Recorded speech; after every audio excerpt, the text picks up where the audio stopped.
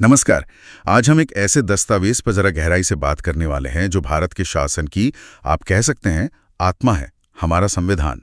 और खास तौर पर इसके कुछ बेहद जरूरी अनुच्छेद मतलब आर्टिकल्स। हमारे पास जो जानकारी है वो इस बड़े विषय के कई अहम पहलुओं को छूती है, तो कोशिश रहेगी कि इसकी बनावट, इसके मुख्य विचार और कुछ दिलचस्प बातों को आसान तरीके से समझें। चलिए शुरू करते हैं। नमस्कार। और ये जानना बहुत जरूरी है, जैसा आपने कहा, कि भारतीय संविधान महज एक कानूनी किताब नहीं है। ये हमारे लोकतंत्र की धड़कन है, नागरिकों के अधिकारों का एक तरह से सुरक्षा कवच है और हमारी पूरी शासन व्यवस्था का नक्शा भी है। और ये कि ये दुनिया का सबसे लंबा लिखित संविधान है, ये बात ही इसकी गहराई और विस्तार को दिखाती है। हाँ बिल्कुल। संविधान की कहानी शुरू होती है उन तारीखों से जो हम सब जानते हैं। इसे 26 नवंबर 1949 को संविधान सभा ने अपनाया था जी। और फिर 26 जनवरी 1950 को लागू किया गया, जिसे हम गणतंत्र दिवस के तौर पर मनाते हैं। हाँ, और ये सिर्फ तारीखें नहीं है, ये एक नए भारत के जन्म के निशान है, जैसा आपने कहा। और इसे बनाने में जो वक्त लगा, करीब 3.25 साल। हाँ, लगभग 2 साल 11 महीने और 18 दिन। तो ये वक्त बताता है कि इसे कितनी बारीकी और सोच समझकर तैयार किया गया था। संविधान सभा में हर बात पे, हर अनुच्छेद पर लंबी बहसें हुई, अलग अलग विचारों को सुना गया, तब जाके ये दस्तावेज बना। और जब ये बना तब इसमें 395 अनुच्छेद थे, 22 भाग और 8 अनुसूचियां थीं। अपने आप में ही ये काफी बड़ा ढांचा था। हाँ, लेकिन सबसे दिलचस्प बात यह है, और ये बहुत जरूरी है समझना, कि संविधान कोई पत्थर की लकीर नहीं है। ये एक जीवित दस्तावेज है। समाज बदलता है, जरूरतें बदलती हैं, और हमारा संविधान भी इन बदलावों के साथ, आप कह सकते हैं, कदम मिलाता रहा है। 100 से ज्यादा संशोधन हो चुके हैं। 100 से ज्यादा? अच्छा। जी हाँ, और आज इसमें 470 से ज्यादा अनुच्छेद हैं, 25 भाग हैं और 12 अनुसूचियां हैं। ये दिखाता है कि इसमें वक्त के साथ ढलने की कितनी अद्भुत क्षमता है। सही कहा। और यही क्षमता इसे आज भी इतना प्रासंगिक बनाए रखती है। तो बातें कुछ ऐसे अनुच्छेदों पर जो संविधान की नींव माने जाते हैं और जिनका असर हम सब की जिंदगी पर पड़ता है। शुरुआत करते हैं बिल्कुल पहले अनुच्छेद से, अनुच्छेद 1। जी। अनुच्छेद 1 भारत की पहचान तय करता है। इंडिया दैट इज भारत, ये नाम बताता है। और साथ ही ये भी साफ करता है कि भारत राज्यों का एक संघ होगा, अ यूनियन ऑफ स्टेट्स। ये शब्द संघ बहुत महत्वपूर्ण है। हाँ, क्यों? ये दिखाता है कि भारत अलग अलग राज्यों से मिलकर बना एक अटूट राष्ट्र है। ये कोई समझौता नहीं है जिसे राज्य जब चाहे तोड़ सकें। अच्छा। ये भारत की एकता और अखंडता का आधार है। अच्छा, एकता की बात हुई तो समानता की बात भी उतनी ही जरूरी है। अनुच्छेद 14 जी, ये कहता है कानून के सामने सब बराबर हैं। सुनने में ये बहुत सीधा लगता है, पर इसका असल मतलब क्या है? इसका मतलब बहुत गहरा है। ये सिर्फ ये नहीं कहता कि कानून सबके लिए एक जैसा होगा, बल्कि ये राज्य को, मतलब सरकार को, मनमाने ढंग से काम करने से भी रोकता है। अच्छा। गारंटी है एक तरह से। और इसी समानता के विचार को और मजबूती देते हैं अनुच्छेद 15 से 18। ये थोड़े और स्पेसिफिक है ना? हाँ बिल्कुल। ये अनुच्छेद सामाजिक समानता पर जोर देते हैं।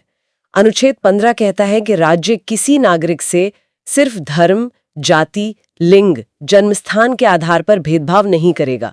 और जो सार्वजनिक जगह हैं, जैसे दुकानें, होटल, कुएं, तालाब, सड़कें, वहां जाने से किसी को रोका नहीं जाएगा।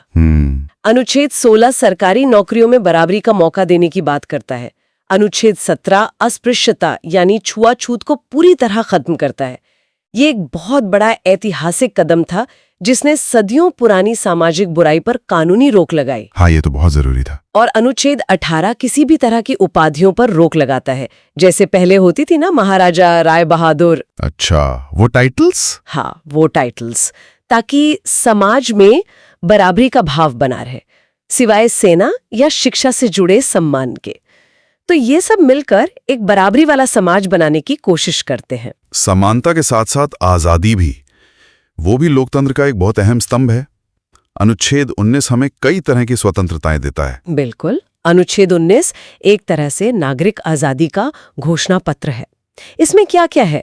बोलने और अपनी बात रखने की आजादी, freedom of speech and expression. हाँ, शांति से बिना हथियारों के इकट्ठा होने की आजादी, संघ या संगठन बनाने की आजादी, पूरे भारत में कहीं भी आने जाने की आज़ादी, देश के किसी भी हिस्से में बसने की आज़ादी और कोई भी पेशा या व्यापार करने की आज़ादी। ये आज़ादियां एक जागरूक और सक्रिय नागरिक समाज के लिए बहुत ज़रूरी है। लेकिन सवाल ये उठता है कि क्या ये आज़ादियां बिल्कुल एब्सोल्यूट हैं? मतलब बिना किसी रोक टोक के? रोक लगाई जा सकती हैं, रीजनेबल रिस्ट्रिक्शंस कहते हैं इनको। अच्छा, जैसे देश की सुरक्षा और एकता का सवाल हो, विदेशी राज्यों से संबंधों का मामला हो, सार्वजनिक व्यवस्था बनाए रखनी हो, नैतिकता का सवाल हो या अदालत की अवमानना ना हो जाए, इन आधारों पर सरकार कानून बनाकर कुछ सीमाएं लगा सकती है। तो लोकतंत्र का मतलब जिम्मेदार आज़ादी है, ऐसी आज़ादी नहीं जो दूसरों को नुकसान पहुंचाए।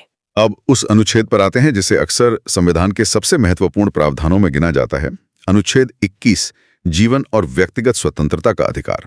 इसकी इतनी चर्चा क्यों होती है? अनुच्छेद 21 की खासियत इसकी व्यापकता में है। लिखा तो सिर्फ इतना है, कानून द्वारा स्थापित प्रक्रिया के बिना किसी व्यक्ति को उसके जीवन या व्यक्तिगत स्वतंत्रता से वंचित नहीं किया जाएगा। लेकिन सुप्रीम कोर्ट ने इसकी व्याख्या करते हुए, इसको समझाते हुए इसके दायरे को बहुत बड़ा कर दिया है। कोर्ट ने कहा है कि जीवन का मतलब सिर्फ सांस लेना नहीं, बल्कि गरिमा के साथ जीना है। Right to life with dignity. गरिमा के साथ जीना। हाँ, और इसी आधार पर इसमें कई अधिकार शामिल माने गए हैं, जैसे स्वच्छ पर्यावरण का अधिकार, राइट टू प्रिवेसी यानी निजता का अधिकार, जो आजकल बहुत चर्चा में रहता है। बिल्कुल, आश्रय का अधिकार, स्वास्थ्य का अधिकार और यहाँ तक के स्पीडी ट्रायल यानी जल्दी सुनवाई का अधिकार भी। ये अनुच्छेद लगातार विकसित हो रहा है और नागरिकों के अधिकारों को मजबूती दे रहा है। ये तो सचमुच बहुत गहरा और विस्तृत है। अच्छा, अधिकारों की बात चल रही है तो अनुच्छेद 32 का जिक्र भी जरूरी है। मैंने पढ़ा था कि डॉक्टर अंबेडकर ने इसे संविधान की आत्मा कहा था। ऐसा क्यों? सोचिए ना, अगर आपको बहुत सारे अधिकार दे दिए जाएं, लेकिन उन्हें लागू करवाने का कोई तरीका ना हो, तो उन अधिकारों का क्या मतलब रह जाएगा? हाँ, मतलब कागजी अधिकार हो जाएंगे बस। बिल्कुल, अनुच्छेद 32 यही तरीका देता है। अगर किसी नागरिक के मौलिक अधिकारों का जो भाग 3 में दिए गए हैं, जैसे समानता, स्वतंत्रता वगैरह, उनका हनन होता है, तो वो सीधे सुप्रीम कोर्ट जा सकता है। सीधे सुप्रीम कोर्ट? हाई कोर्ट ने? सीधे सुप्रीम कोर्ट भी जा सकता है, हाई कोर्ट भी अनुच्छेद 226 के तहत।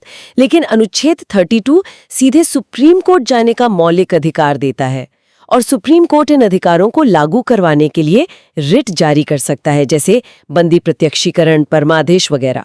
ये सीधा सुप्रीम कोर्ट जाने का अधिकार ही मौलिक अधिकारों को असली ताकत देता है। इसीलिए डॉक्टर अंबेडकर ने इसे इतना अहम माना। ये अधिकारों का सिर्फ वादा नहीं, बल्कि गारंटी है। ये वाकई अधिकारों को व्यावहारिक बनाता है। अच्छा, अब जरा संविधान के उस हिस्से पर चलते हैं जो राज्य को दिशा दिखाता है, मतलब नीति निदेशक तत्व। इसमें अनुच्छेद 44 यानी समान नागरिक संहिता, यूनिफॉर्म सिविल कोड का जिक्र आता है, जिस पर आजकल काफी बहस भी होती है। हाँ, अनुच्छेद 44 संविधान के भाग 4 में है। भाग 4 में राज्य के नीति निदेशक तत्व है, directive principles of state policy. ये तत्व मौलिक अधिकारों की तरह सीधे अदालत में लागू नहीं करवाए जा सकते। अच्छा, मतलब इनको लेकर कोर्ट नहीं जा सकते? सीधे तौर पर नहीं, लेकिन ये देश का शासन चलाने के लिए मूलभूत सिद्धांत माने जाते हैं। ये सरकार के लिए एक तरह के निर्देश हैं। अनुच्छेद 44 कहता है कि राज्य भारत के सभी नागरिकों के लिए एक समान नागरिक संहिता, मतलब यूनिफॉर्म सिविल कोड, लाने का प्रयास करेगा। इसका मतलब क्या हुआ?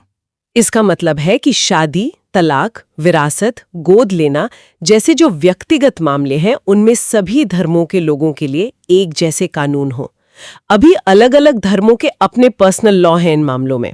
तो ये एक लक्ष्य है जिसे हासिल करने की जिम्मेदारी राज्य पर है। हालांकि इसे कब और कैसे लागू किया जाए, ये हमेशा से एक संवेदनशील और बहस का मुद्दा रहा है। और संविधान में बदलाव की गुंजाइश भी रखी गई है। अनुच्छेद 368 ये संविधान में संशोधन करने के बारे में है। ये प्रक्रिया कितनी आसान या मुश्किल है? अनुच्छेद 368 संविधान में संशोधन यानी बदलाव करने का तरीका बताता है। और हमारे संविधान निर्माता बहुत दूरदर्शी थे। वो जानते थे कि वक्त के साथ जरूरतें बदलेंगी, इसलिए संविधान को बदलने का रास्ता खुला रखना जरूरी है। लेकिन वो ये भी नहीं चाहते थे कि इसे इतनी आसानी से बदल दिया जाए कि इसका जो मूल ढांचा है वो ही खत्म हो जाए। हाँ, संतुलन जरूरी था। बिल्कुल। इसलिए उन्होंने एक संतुलित तरीका अपनाया। कुछ चीजें संसद के साधारण बहुमत से बदली जा सकती हैं, मतलब 50% से ज्यादा वोट। लेकिन ज्यादातर महत्वपूर्ण बदलावों के लिए विशेष बहुमत चाहिए होता है। विशेष बहुमत, ये क्या होता है?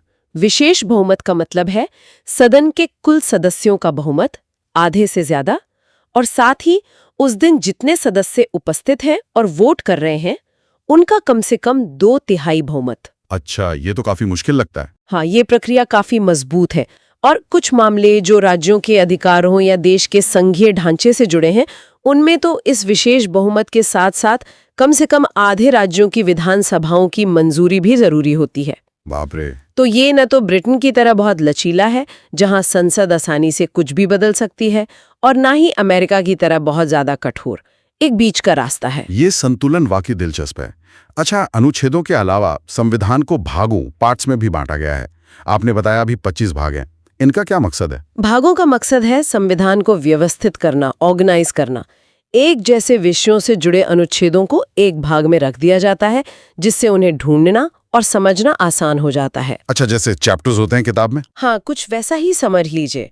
जैसे सारे मौलिक अधिकार भाग 3 में है, अनुच्छेद 12 से 35 तक। सरकार के काम करने के तरीके यानी केंद्र सरकार, संसद वगैरह, वो भाग 5 में है।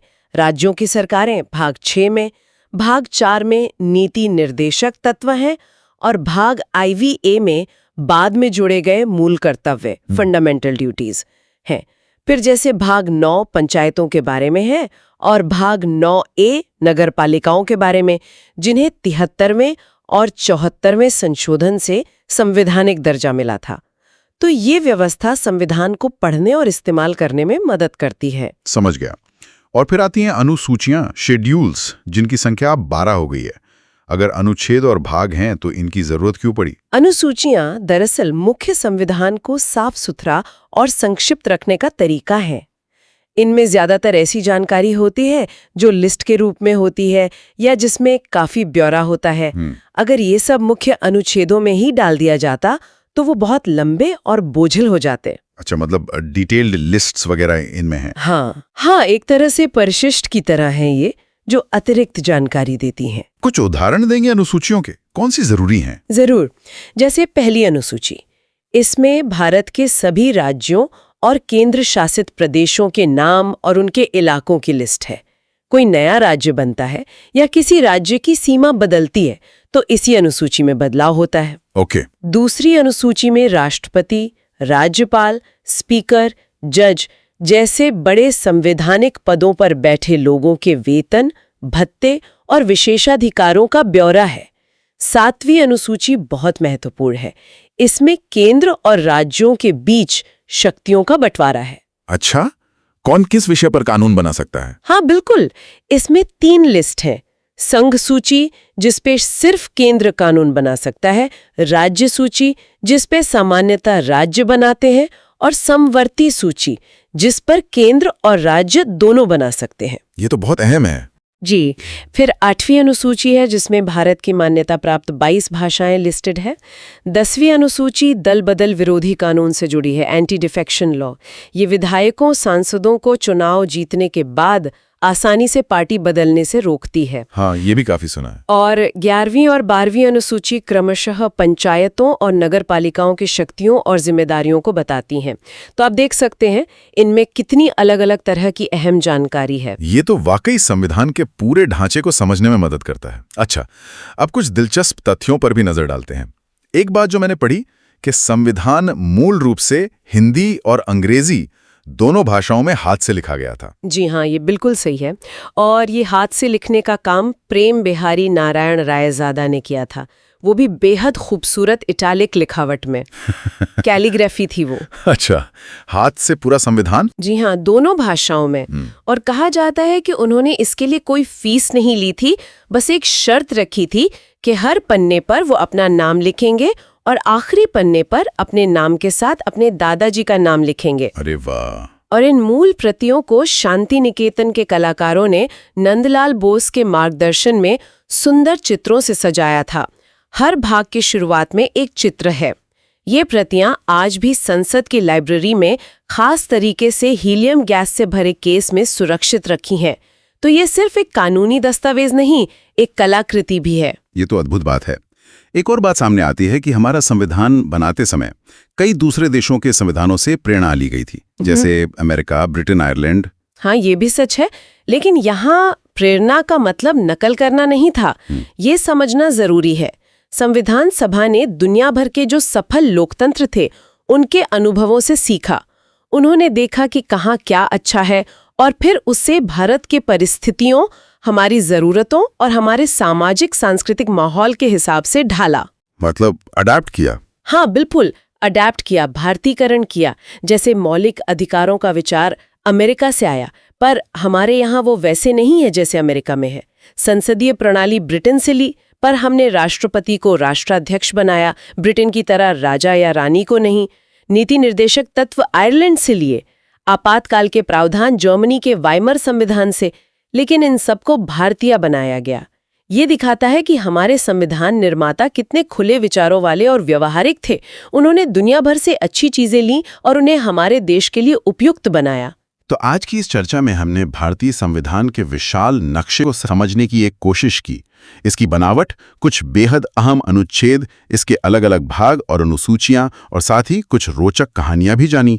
ये वाकई एक गहरा और विस्तृत दस्तावेज है जो हमारे देश की दिशा तय करता है। इतने सारे स्रोतों से प्रेरित है, जिसे इतनी खूबसूरती से रचा गया और जो वक्त के साथ लगातार बदलता रहा है, वो भविष्य की चुनौतियों का सामना करने के लिए कैसे और विकसित होगा, चाहे वो तकनीक की चुनौतियां हों, समाज की हों या पर्यावरण की।